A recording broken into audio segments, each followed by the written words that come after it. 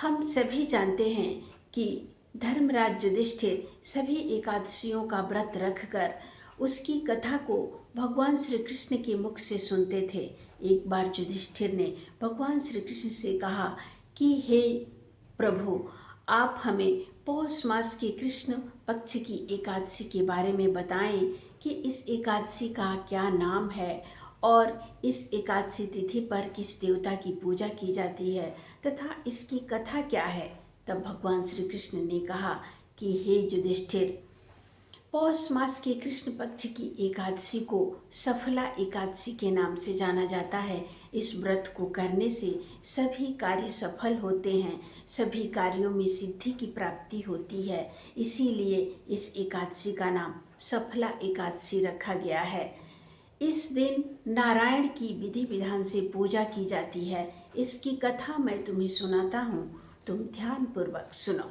नमस्कार, मैं प्रतिमा पांडे। हमारे व्रत और त्योहार में आपका बहुत बहुत स्वागत है।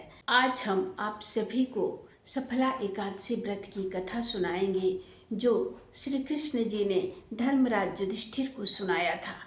चंपावती नगर में महिष्मान नाम के एक राजा राज्य करते थे। वह राजा बड़े दयालु थे, धर्म पर चलने वाले थे। अपने राज्य में धर्मशाला, कुआं, तालाब और वृक्ष, बहुत सारे बाग बगीचे लगवाए थे और हमेशा धर्म पर चलने वाले थे। उन राजा के 4 पुत्र थे। उसमें सबसे बड़ा पुत्र का नाम लुम्पक था।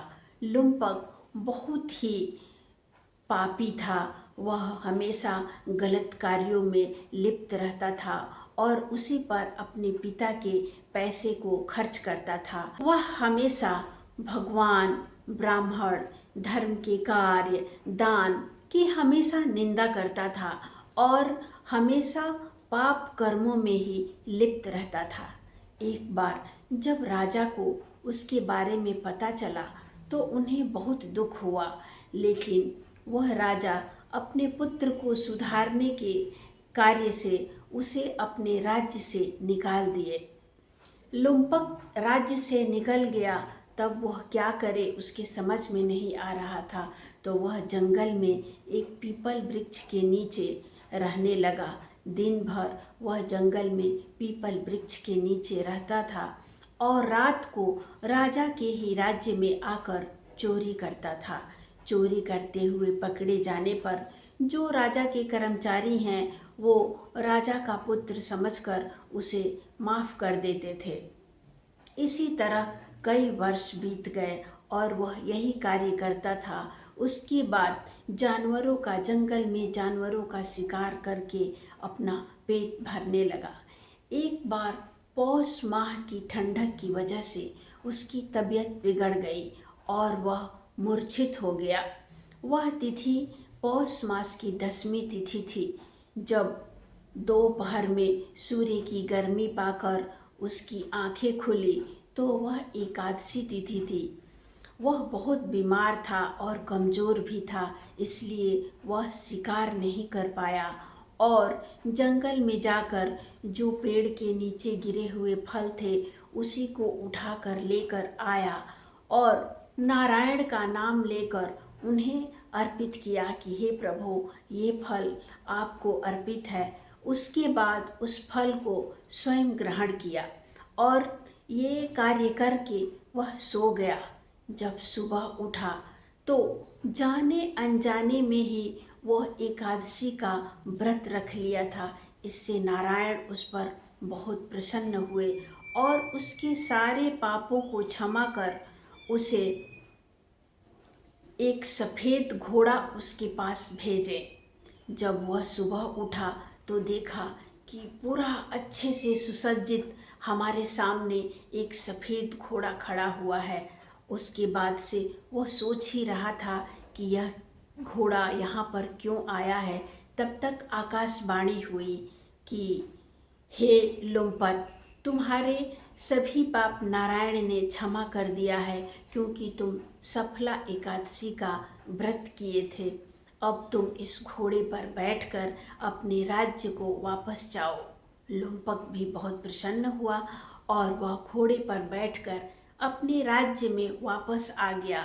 जब वह अपने पिता के पास पहुंचा तो पिता बहुत प्रसन्न हुए, उसे गले से लगा लिए और बोले कि पुत्र, मेरा भी अब वनवास जाने का समय आ गया है। मैं अब वन को प्रस्थान कर वन में तपस्या करूँगा और तुम ये कार्यभार तुम ही संभालो।